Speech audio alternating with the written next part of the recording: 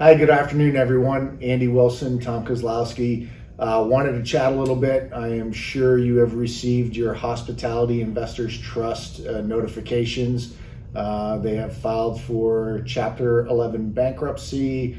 Unfortunately, in the past, we've been able to get a lot more information than normal in working with the management, but as I owned it, I got the same notifications you received.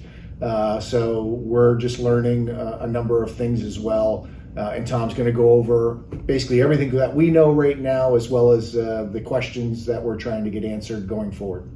Great. Thanks, Andy.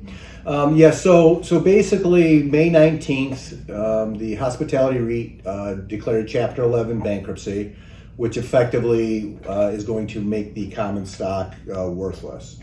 And going back a little bit, this has obviously been a sore spot, a problem child for us since the beginning. We had gotten involved with this back in 2015. I think it was early in the year, May, June, and so forth.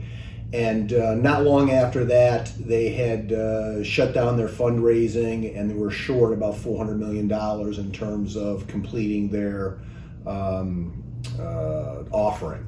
So what happened after that, they had gotten a large investment of about $400 million from a Brookfield Asset Management. But because of this, they were in much more debt, and they started off kind of on the wrong foot. So basically, as you know, over the years, the value of the REIT had gone down.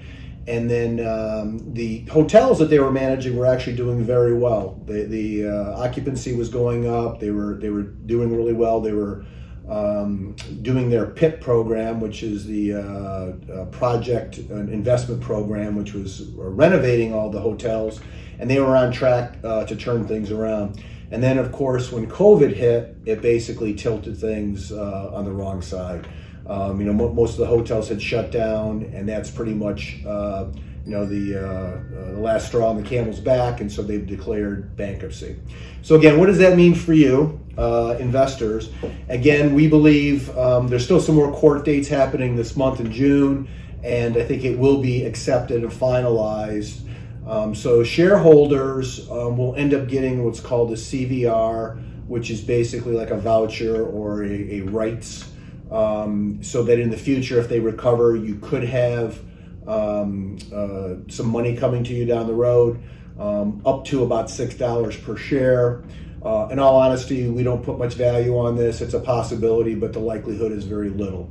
So anyways, we've all gotten those notices that they've declared bankruptcy, which is also leading all of the attorneys to come out and chase after everything here again.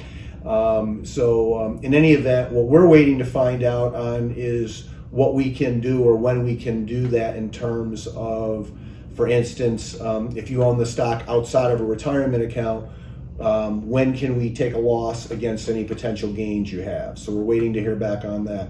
If you have a retirement account, can we close that down? Those are typically held at Community National Bank. What do we need to do that? And so we're waiting to hear back like you are as well. So again, we wanted to kind of update you that we are staying on top of it as best as we know. Our office collectively had several $100,000 invested, so we're feeling the pain alongside of our clients, unfortunately.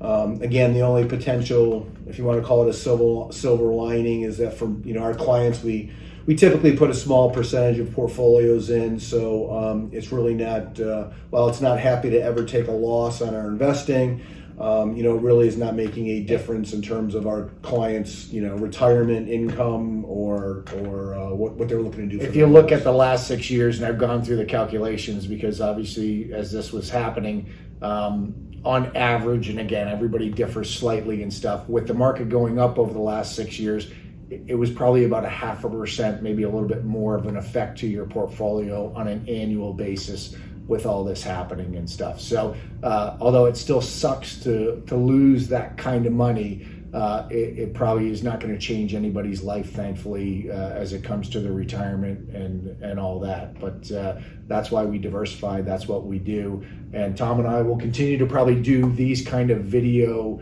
emails to you in order to keep you updated as there's just going to be a number of changing things over the next couple of weeks. So we appreciate your time. We appreciate your business, obviously. And if there's any questions you have, don't hesitate to reach out to Tom or I. Great.